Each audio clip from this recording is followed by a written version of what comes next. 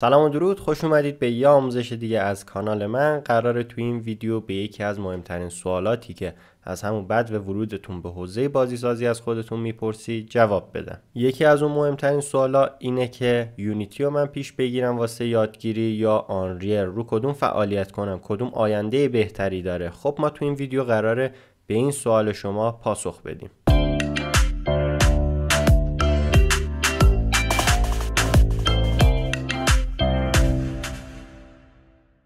قبل از پاسخ دادن به این سوال یه سری نکات رو با هم دیگه بررسی کنیم تا آخرش تو نتیجه گیری یه انتخاب خیلی درست داشته باشیم. از یونیتی شروع میکنم. یونیتی یک موتور بازیسازی خیلی قدرتمنده، هم محبوبه به خصوص واسه کاربرایی که واسه موبایل بازی تولید میکنن و هم از این نظر که دیولپرای زیادی داره محبوبیت خیلی خوبی رو تونسته کسب کنه. یه تاریخچه خیلی جزئی هم بخوام ازش بگم، سال 2005 توسط یونیتی تکنولوژی رونمایی شده. از ویژگیاش میتونم به این موارد اشاره کنم که روی خیلی از پلتفرم‌ها میشه خروجی گرفت، منابع زیادی واسه یادگیری داره به واسطه اینکه دیولپرای زیادی داره و زبانی هم که پشتیبانی میکنه C# هست. حالا بیایم سراغ آنریل انجین که سال 1998 توسط اپی گیمز رونمایی شده. به جز بازی سازی واسه فیلم سازی و معماری هم کاربرد داره. از ویژگیاش میتونم به قدرتمند بودنش واسه ساخت بازی‌های سه بعدی اشاره کنم و زبانی هم که پشتیبانی میکنه C++ هستش. از نظر محبوبیت جفت این موتورهای بازیسازی محبوبیت خیلی خوبی رو دارن. یونیتی به خاطر اینکه دیولپر زیادی داره و اکثرا میخوان واسه موبایل بازی تولید بکنن ازش استفاده میکنن و به خاطر همین محبوب شده. از طرفی آنریل به خاطر اینکه به غیر از بازی برای فیلمسازی و معماری استفاده میشه تونسته یه محبوبیتی نزدیک یونیتی کسب بکنه. پس از نظر محبوبیت جفت این موتورهای بازیسازی محبوب هستن.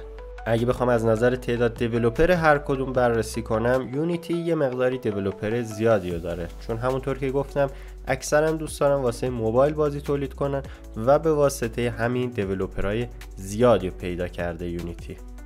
تو بازی‌های گرافیک بالا یونیتی اکثرا توصیه نمیشه و همه از آنریل استفاده میکنن. به خاطر دارا بودن ننایت و لومن این امکان رو به ما میده که بازیایی با سطح کیفیت خیلی بالا واسه PC، موبایل و حتی سایر پلتفرم‌ها درست بکنیم.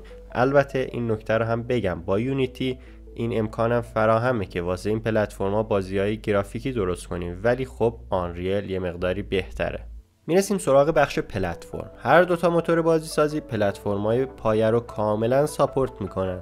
البته این نکته رو بگم که یونیتی یه تعداد پلتفرم رو بیشتر ساپورت میکنه که البته اینها جزو اون پلتفرم هایی نیست که خیلی بخواید روش حساس باشید و بگید چون آنریل پشتیبانی نمیکنه من میخوام برم سمت یونیتی. نه، اصلا اینطور نیست، ولی اگه میخواید واسه اون پلتفرم های به خصوص بازی تولید بکنید پس پیشنهاد میکنم یونیتی رو انتخاب بکنید. خب داریم به پایان ویدیو نزدیک میشیم و بیایید برای هر کدوم از اینها یه بازی مثال بزنیم. برای یونیتی من میتونم بازی محبوب کال آف دیوتی موبایل رو معرفی کنم که یکی از اون بازیاییه که خیلی داخل موبایل فراگیره بین کاربرا و همه دوست دارن یه بارم که شده نصب کنن و با دوستاشون بازی کنن. برای آنریل هم میتونم بازی محبوب فورتنایت رو مثال بزنم که یکی از اون بازیایی که با انفجارش و معرفی آنریل 4 بین کاربرا ترکید و همه دوست داشتن حداقل یک بارم که شده تجربهش بکنن. رسیدیم به بخش نتیجه گیری و خب ممنون میشم قبل از اینکه این بخش رو بگم ویدیو رو لایک کنید و کانال من رو سابسکرایب کنید.